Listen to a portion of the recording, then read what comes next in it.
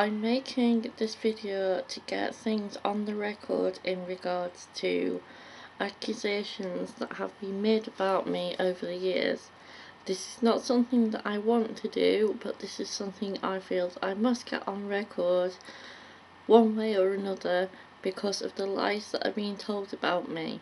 So, without much further ado, I'd like to first start off with back in 2001. I had met a man who lives in Leicestershire, and I moved down there to be with that man. My mum, who I won't name on this video, but you will have seen her on previous videos, brought my eldest son down to Leicestershire, to the town that we were living in, on Boxing Day of that year. My partner, who I had moved down there to be with, then returned to work. Now, I have had, prior to this, only one brief interaction with social services. I was being falsely accused of having threatened to hit my son's head against a wall. This is something that is not true, because he used to crawl up to the wall himself and try to bang his head on it, so the only thing that anyone would have heard is me trying to prevent him from doing this. This being the case, after my partner had returned to work, I received a letter stating that there were concerns about my caring for my son, bearing in mind that the only accusations that had been made, I had been myself off my own back into dispute with social services here in my own town. There was absolutely no reason for any social workers to get involved with me or my son. Over a course of time, I had home support coming in. I had a childminder who looked after my son some of the time, but the majority of the time, up until he was removed from my care into my mother's care, he was actually with me.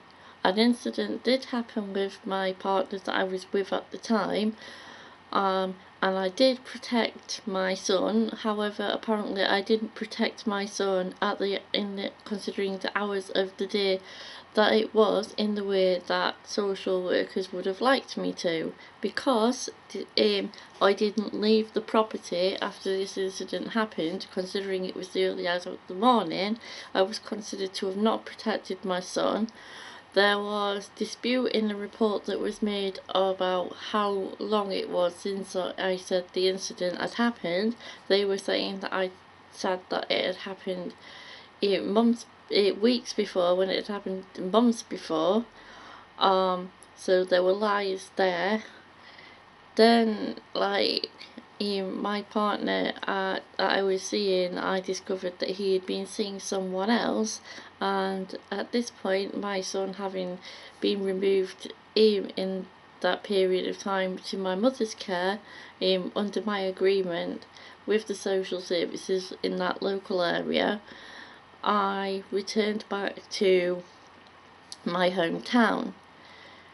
I completely had no interaction with social workers until 2006/2007, when I got pregnant with my second child.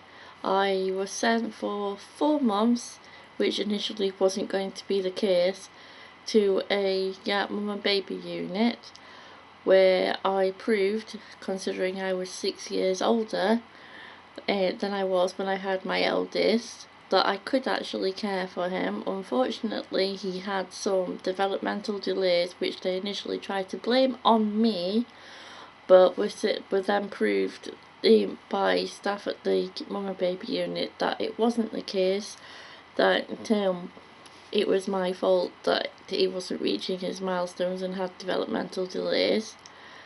Cue me leaving the mum and baby unit and being in a bed and breakfast until February 2007. Within a very short amount of time of me having moved into this property and me having contact arrangements which were supervised by my mum, or my eldest, there was an incident which happened which I'm going to go into now, whereby 2 days after I'd been told what the final care plan was for my youngest son, contact was allowed to be gone ahead with, presumably because they expected my mother to be constantly supervising in the same room as me with my own son, who I had never done any injury to at all and had tried to protect.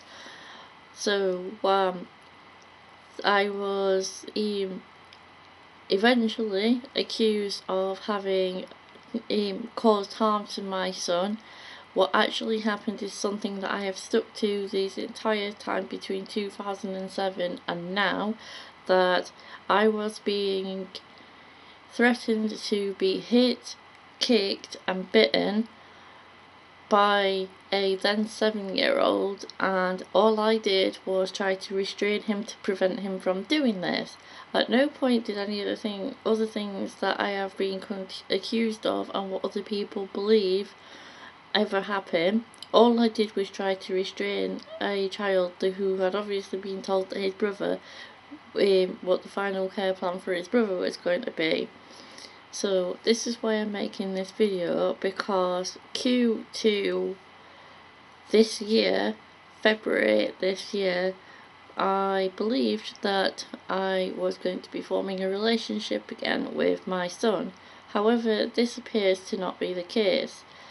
It appears that accusations of me being an alcoholic, which I do drink, but I don't drink to this point of being an alcoholic, and a drug addict, which I have never touched any drugs that were not prescribed to me. If anybody tells you otherwise, then they are lying, point blank. I hand on heart, right?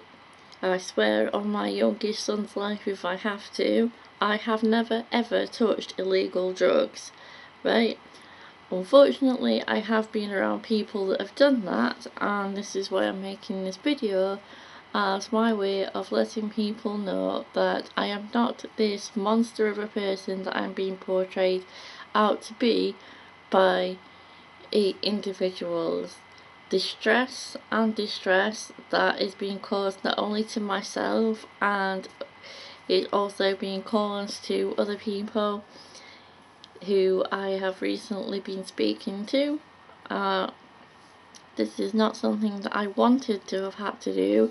I hardly really want to go into my life story on my YouTube, but I feel like I present a certain character and I want people to know that that character that I present is actually me, is actually who I am. Everything that you see of who I am on my YouTube channel is me. Everything that I've tried, from trying out makeup, all the holidays that I've been on and things like that, everything is the honest upfront me, and I've never done what I've been accused of. I now no longer have a relationship once again with my son because of these accusations. So I thought I'd make this little video to let everyone know what because I haven't been making videos because of this situation. I've not felt like I was up to making a video. I felt destroyed by what's being said, and have no point of being asked what the actual truth of the history of why he ended up not being with my family was by him. He obviously believes whatever he's been told and whatever he's read, and I am setting the record straight here and now about this, because we have all had enough of the blame being placed on all of us when we never actually did anything to deserve the hell that we've been put through and the hell that we're now being put through by my own son. Thank you very much for your time in listening to me be honest, this is not an easy thing to do, and it's not going to be an easy thing to upload or anything, but I have a right to defend myself against what's being said, and at no point, hand on heart, have I lied to any of you in anything that I have said on this. As I said, thank you for your time, and I will try and see you again soon. Goodbye.